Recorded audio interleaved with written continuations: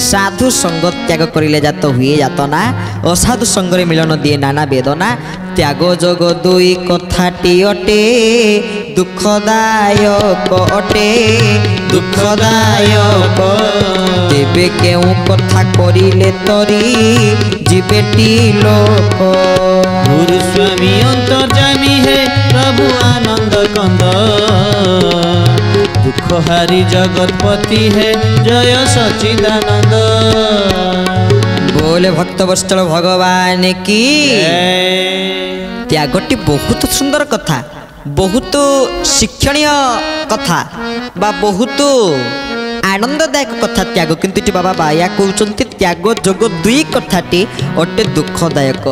जुक्तात्मक विचार कले ये अत्यंत आनंददायक सुखदायक शांति प्रदायक मात्र जदि आम विजुक्तात्मक स्तर चिंता करवा तेल एमाने भी आमको दुख दियंती केमिति त्याग जदि आम भल जिनस को त्याग करदे जदि भगवान को दूरे जावा तांको जदि त्याग करदे तेल एटा भल हला ना खराब है खराब है जदि साधु सन्थंकर त्याग करदे ताले एटा भल कथा ना खराब कथा है बाबा यही न्याय कहते त्याग आउ जोग जोग कहले कौन मिलन जमी बाबा बाया लिखिले असाधु संगरे मिलन से जोग शब्द अर्थ है मिलन तो जदि असाधु सहित जोग करवा जदि सहित मिलन हवा सहित संग करवा असाधु सहित सुख मिल ना दुख मिल दुख निश्चित मिल बाबा बाया एपाई कहले त्याग जोग दुई कथाटी अटे दुखदायक तेबे केउ कथा करिले तरी जीवेटी लोक तेणु कौ कथा करिले लोक आउ तरिबे देखा गले आम त्याग एवं जोगर व्याख्या ये आपण मानक विजुक्तात्मक स्तर में विचार कलु किंतु जुक्तात्मक स्तर थे विचार करंतु त्याग और जोगर कथा त्याग आम कौन त्याग करवा ना संसार विषय वासना प्रति त्याग करवा ये संसार को त्यज्य करदे जमी भगवान कृष्ण गीतार अर्जुन कही नथिले कौन कही सर्वधर्मान परित्यज्य मामेकं स्मरणं व्रज अहं त्वं सर्वपापेभ्यो मोक्षयिष्यामि मीमांसुच तमे समस्त प्रकार कथा को धर्म को परित्यज्य करी त्याग करी मो शरण के प्रयास त्याग कथा प्रभु कहते अर्जुन को तो प्रभु मुखर से कथा बाहरी त्याग त्याग किए करथिले मोर परम कारुणिक गुरुदेव बाबा वैकुंठनाथ ब्रह्मचारी केते त्याग तांको जीवन रे करिसेंति थरे विचार करंतु बाबा वैकुंठनाथ ब्रह्मचारी बापा थिले चौधरी चैतन्य चरण कर माँ थिले सुभद्रा देवी 21 दिन रे मातृवयोग शास्त्र जमी कहते लाल एत 5 वर्षाणी 5 वर्ष बापा द्वारा लालन पालन होती 5 वर्ष तांकर बापांकर वियोग हो बाबा बाया इठी केड़े सुंदर कथा कहते त्याग जोगर कथा बाबा वैकुंठनाथ कथार यही कथा केमिति सामंजस्य रोचे टिके विचार करंतु बाबा वैकुंठनाथ ब्रह्मचारी निजे थिले ब्राह्मण घर परिवार चौधरी चैतन्य चरणकर ब्राह्मण घर परिवार सी तो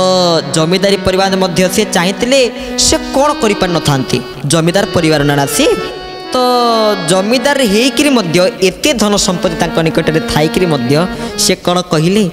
सबु बंधन मो तुटाई हे प्रभु तुमरी बंधने रख तो प्रेम दौड़ी मो बेकरी भिड़ी टाणी नियो तुम पाख संपदे विपदे तुम्हें ही भरोसा आन केउथिरे न बळु मो आशा दिन वैकुंठे न करे निराशा अळपे अनाई देख प्रभु सबु बंधन मो तुटाई हे प्रभु तुमरी बंधने रख ये थिला बाबा वैकुंठनाथ ब्रह्मचारी मनर भावना जाको व्यक्त करिसंति से निजे केड़े सुंदर भाव त्याग से करिसंति जोग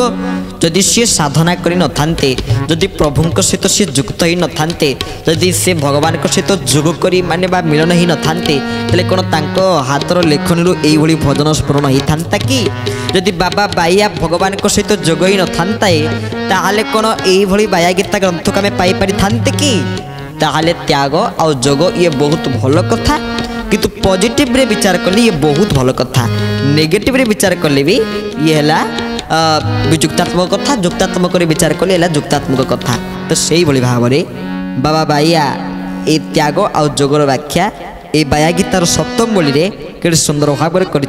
आउ कौन कहते बाबा बाया तेबे केउ कथा करिले तरी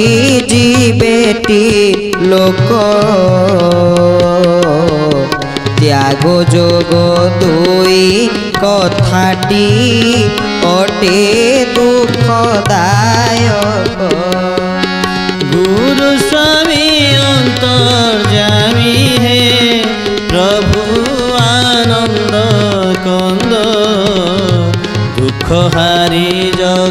जगतपति हे जय सच्चिदानंद। बोल श्री गुरु गोविंद भगवान की जय। यही प्रकार जगत को सचेतन मूलक चेतावनी प्रदान करिसंती, वाक्य देइचनी, ध्येय वाक्य प्रदान करिसंती। पुणी लिखिले जार मन जही रसही सेही रसे रसिले काले दुख तार नासई बुझी पारे से भले।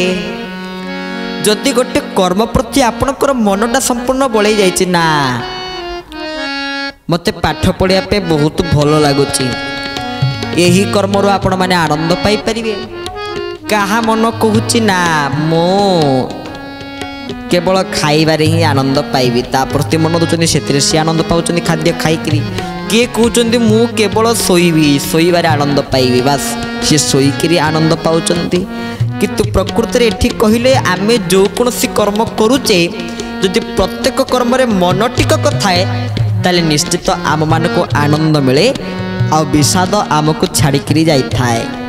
कारण आपण मैंने जेतिके ये कथावस्तु को शुणुचंती समस्ते कहते मोर दुख जहाँ भी किसी जीवन अच्छी ता केमिति दूरीभूत हम, किंतु जेतिके एठी बसिचंती शुणुचंती कथावस्तु को से माने कौन केबे मागिबे ठाकुर को प्रभु मते दुख दियंतु, केबे मागिबे मते विपद दियंतु, केबे मागिबे। किंतु माँ कुंती मागिथिले भगवान कृष्ण को विपदं नैव विपदं संपदं नैव संपद विपदं विस्मरणं विष्णु संपद नारायण स्मृति। कहले विपद नैव विपदं संपदं नैव संपद, मते दुख दियंतु, मते विपद दियंतु, मते विपत्ति दियंतु। कौन पाई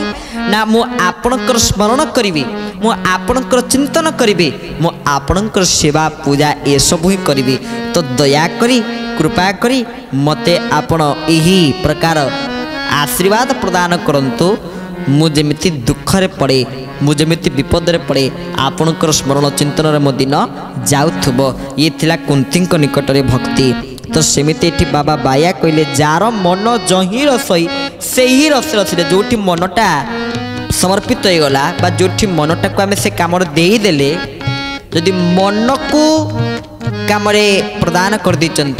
बा जदि मन को कर्म प्रति स्थिर रखिंट लय रखिंट से कर्म ठारे ए मन जदि ता ठारे जदि लय रखी आनंद लगे। कारण जो मनटी छाड़ी दिखे आम जाए से भारी आनंद लगे। गोटे व्यक्ति जदि मो माँ प्रति मोर भल पाइबा अच्छी, मनरे केते भल पाइबा अच्छी, सबू भल पाइबा से भल कहतु खराब कहतु ये सबू मन द्वारा ही संभव होची। एइतिपाई तो भागवत रे कहैछि मन तोहर निज गुरु उद्धव केते तू पचारू, सब से मन द्वारा ही हेछि। कहले जार मन जही रसई सेही रस रसिले, जोठी जार मन लागला सेही मन जदि लागी जाए ताहाले काले दुख तार नासई बुझी पारे से भले। सी बुझी पारिबो मु एही कर्मर दुख पाउची ना एही कर्मर शांति पाउची ना एही कर्मर आनंद पाउची। एक कथा केवल सेही जे ए कर्मटी करूची सी ही बुझी पारिबो। बाबा बाइया कहिले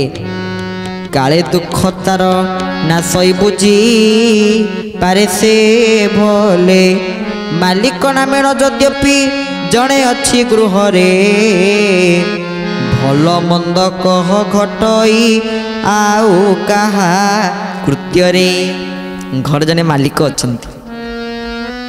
के सी स्वयं निजे महाप्रभु श्री जगन्नाथ, स्वयं निजे भगवान से ले मालिक, से निजे ले शांत। भल मंद कह घटई आहु कहा कृत्य रे। तो केड़े सुंदर भाव बाबा बाइया बुझेई कहउचंती भल आ मंदर कथा आमको किए बुझे थांती किए बतई थांती।